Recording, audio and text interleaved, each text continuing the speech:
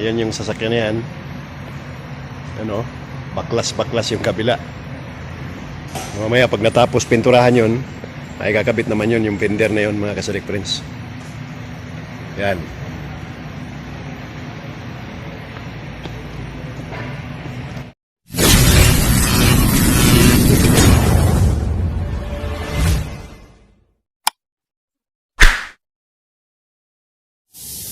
Yan yung ano, mga Kasadik Friends, sa fender ng Aston Martin. Mayroon siyang nire-retouch lang, nililihas siya dito. Pinapantay siya, mga Kasadik Friends, para guminis siya. Para mas maganda tingnan yung ano niya, yung align ng ilaw. Kaya ina-adjust namin dito yan sa ilalim. Ano?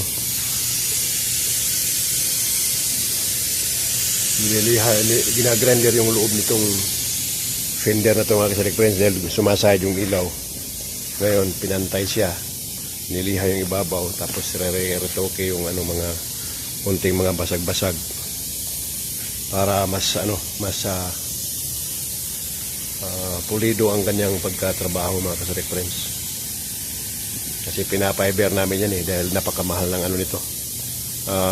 Isang fender na ito, mga Kasadik Friends, ang pagkakalam ko na sa mga mahigit 20,000 yata ang isa nito, real. Kaya pinarepair na lang ng may-ari. Hindi na siya pinapalitan.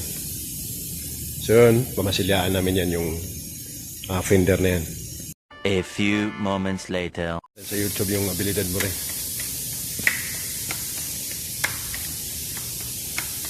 Tindi na tindi yung masila dyan Travolta, oh. Grabe, oh. Kita yung tao, kailangan. Siyempre, oh, kita-kita, oh. Kaya, Kasadik Friends, mamasilaan na ng ating kaibigan yung nabasag sa ano, yung may basag. Aston Martin. Aston Martin po, yan, mga Kasadik Friends, yung ginawa namin.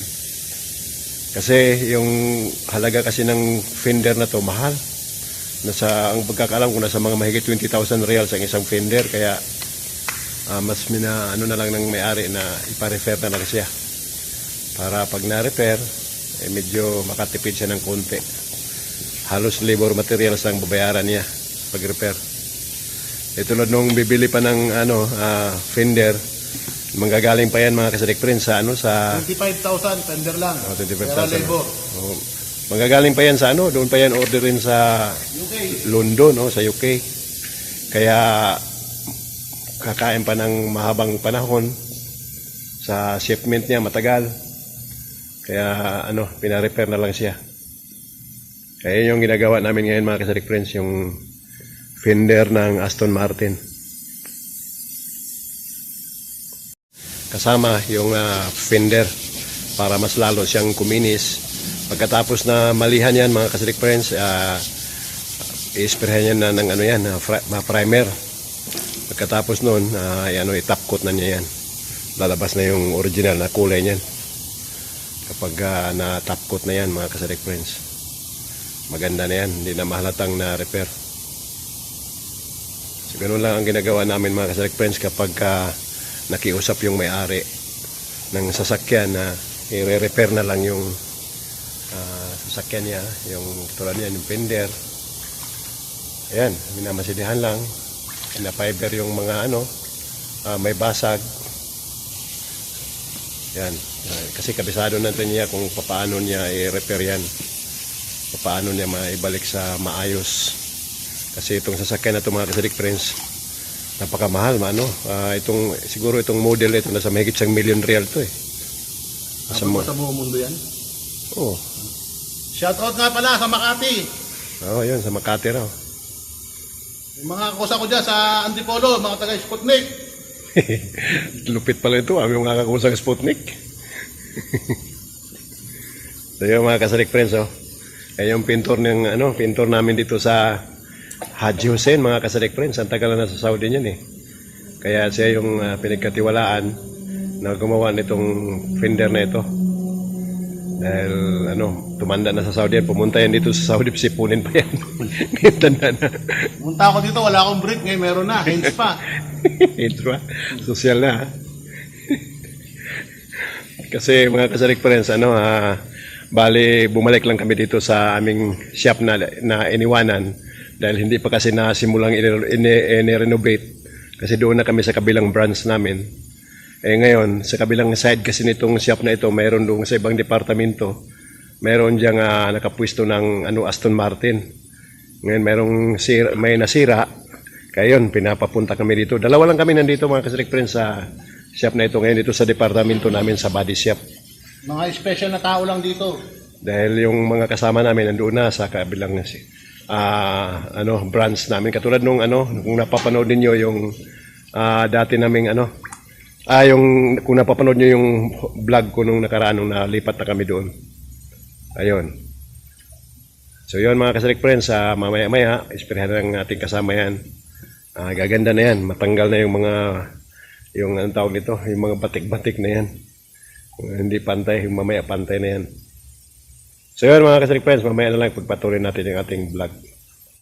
So mga kasirik friends, yan lang yung pintura na ginagamit dyan sa Aston Martin mga kasirik friends. Yan o, Seekins Autobiz Plus.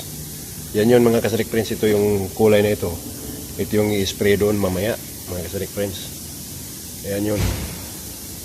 Yan lang mga ginagamit dito namin mga kasirik friends. Pagkatapos yan, ino-oven lang yan. Dito yan namin, ito yung mamaya ipapasok. Pero yung oven yan mga kasirik friends, luma na yan. Dahil itong shop na ito i-renovate, papalitan na ng bago yan. Siguro after mga 6 months, baka mayroon na kaming bagong oven. Dito ilagay sa likod na yan. Yung divider na yan mga kasirik friends sa painting area, alisin yan. Tapos sa likuran yan, doon ipupwisto yung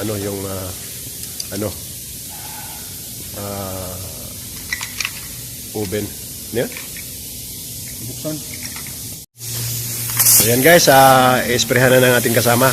Ano yan ang tira niya mga kasirik friends? Primer. Pa-primer na yan. Para matanggal yung mga butas-butas.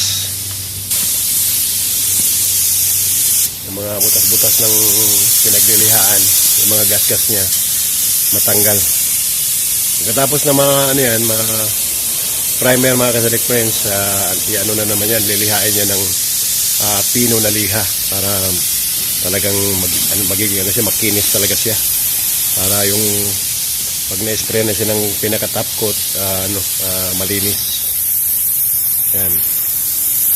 Na-primeran lang yan muna para matanggal yung Hindi siya, kasi kapag wala kasing primer yan mga kasirik friends, makikita yung ilalim kapag hindi na-primeran. Kaya kailangan, bago siya titrayan ng top coat, may primer muna. Dahil kapag wala kasing top coat yan, walang primer, makikita yung pag natuyo na yung top coat na walang primer, makikita yung ilalim. Magkakaroon siya ng mga parang naninilaw-nilaw, nagkabatik-batik. Ganun ang ginagawa ng mga pintor mga kasirik friends. Pinaprimeran muna. So yan mamaya, pagkatapos niyan, primer, ililihan na naman yan. Ililihain ng pino pag natuyo.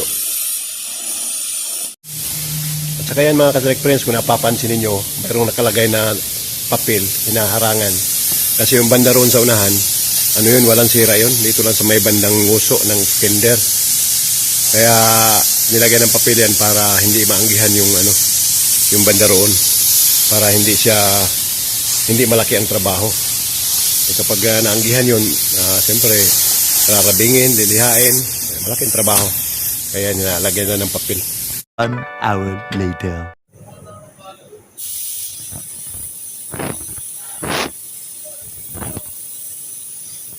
So yun guys, isprehan na yung mga kasirik friends, mga fender. Pagkatapos na ma-isprehan yan ngayon, hintayin na lang na matuyo para bukas ikakabit na nila yan, yung fender na yan.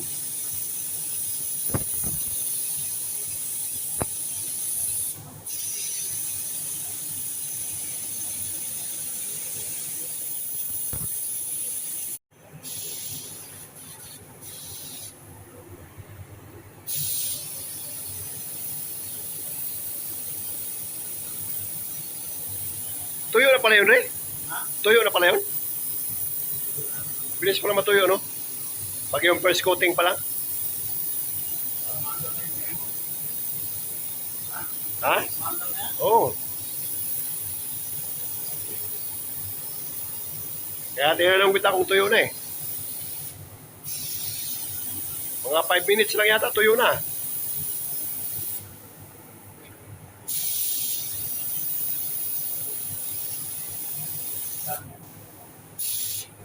Oo, mga kapindor. Dito na tayo sa i-coating, yung ano natin, yung lulo, kung tawagin, yung fur. Pinupunasan ko lang, tawag dito, taklog.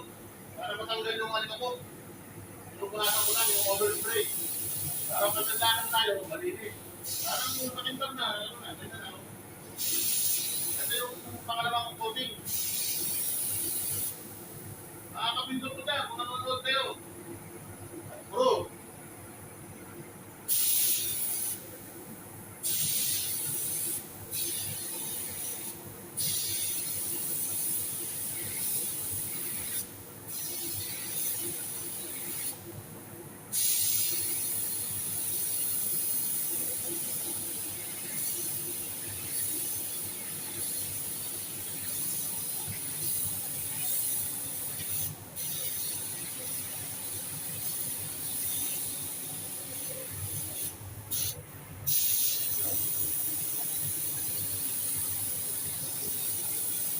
Angin na lang natin ang galing. Dalawang mano lang. Tapos na. Napapasin mo nga pala, yung spray ka mo, puritin. Pangkulay lang yan, mamaya, nakita nyo. Gagamitin ko, ginto. Ganda yun. Hindi ah, may ginto pa pala niyan. Akala ko yan na yung gamit mo. Yan ang ginagamit ko ng mga sasakyan na ano.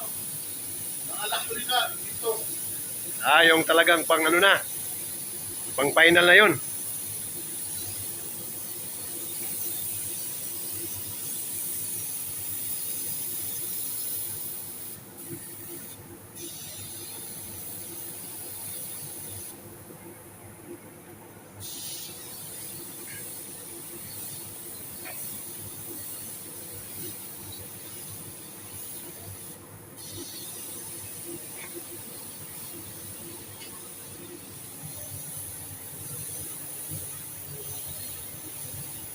A few moments later.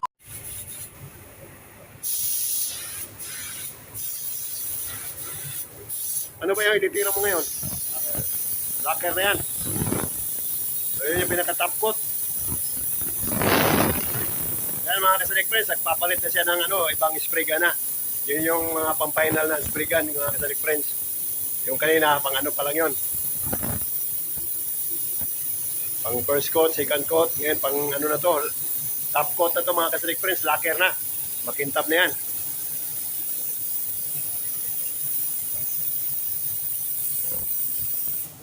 Kung napansin nyo, pinupunasan ko, natanggal ko yung alikabok.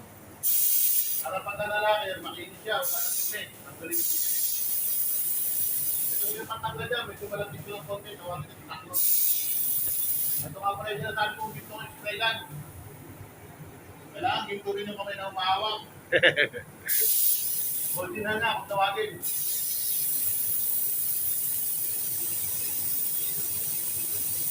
Tapos mga pangailangan to, hindi mo naman ito bubuhin eh. Yung dito lang. Papatayin ko na yung dupuhan para pareha sila ng ano. Ito, tirabi ko ng buhay. Yan, makinis o. Walang ang gate. Tirabi ko ng buhay yan. Para pareha sila. Itatapkod mo na kung tawagin sa Pilipinas, tapkod. Ito naman, sa PSA, lager.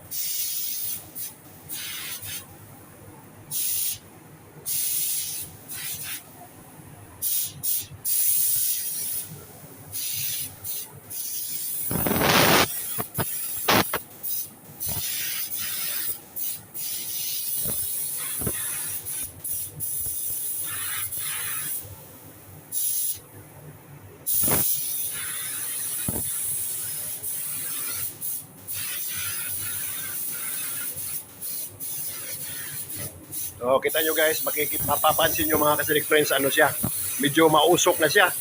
Kasi ganun talaga yung ano eh, pag nag-spray ka ng ano, top coat, yung ang tawag ito, lacquer, medyo mausok mga kasadik friends. Yan, makikita na. Ngayon, makikita mo dito, kung nakikita dyan, yung tuktukan. Papatayin ko na lang yan. Binili ko lang ito spray gun at papatayin ko. Para pumarya din sa ano. Dyan. So yung mga ka-sequence ngayon, makintab na siya. Oh. Kaya makita natin kanina, parang dry na dry siya. Ngayon, ano siya, makintab na. Oh. Ngayon, papatayin ko na yung tuktukan para pumatay. Ngayon, ang gagawin niya ngayon mga ka-sequence, lilinisin niya yung spray gun. Pagkatapos, mayroon siyang i-spray dyan na para pampatay doon sa ano sa dugtungan. Para hindi mahalata na ano siya, nire-retoke lang. Wala, payin ko na muna yan. So yung mga kasalik friends, oh. Halos ano siya, pareha-parehas na siya, oh. Parehas na siyang makintab. Kaya lang mayroon siyang ano diyan, mayroon kang makikita diyan na dugtungan ng ano, pinag-sprayhan mga kasalik friends. So, dito sa video parang hindi masyadong mahalata. Pero kapag tapat sa ano yung mga kasalik friends sa araw, pag yung nakakapit na yan doon sa sasakyan, na-install na yung fender na yan, ano, makikita yung ano, yung dugtungan niya kapag silipin mo sa sinag ng araw mga kasalik friends. Kaya ang gagawin niya ngayon, meron siya doong ano, gagamitin na para pang patay sa dugtungan diyan. 1 hour later. Ano ba yung i-spray mo yung pang ano, para matanggal yung dugtungan?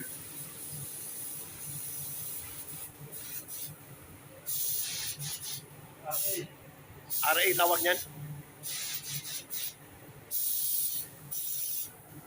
Tanggalin ko lang yung tuktukan. Titirahin ko lang ng SRA.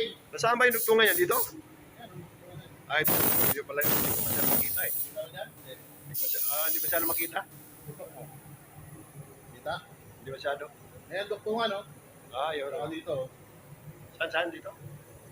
Hindi nakikita eh. Hindi nakikita.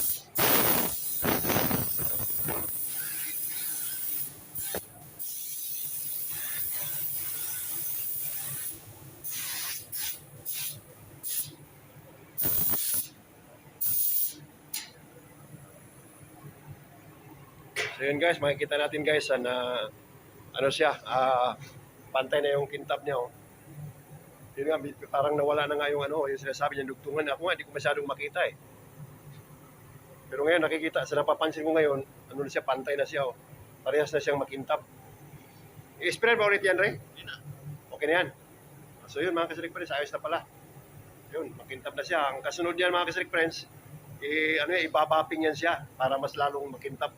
At lalong pag binaping kasi yan, kung meron man siya mga maliliit na mga kunti-kunting mga dumi, matatanggal yun.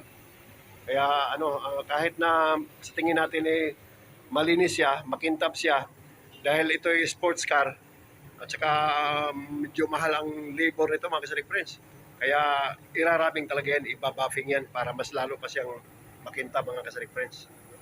So yun, ayos na yung trabaho natin. Makikita natin mga kasalik friends na parehas yung kulay.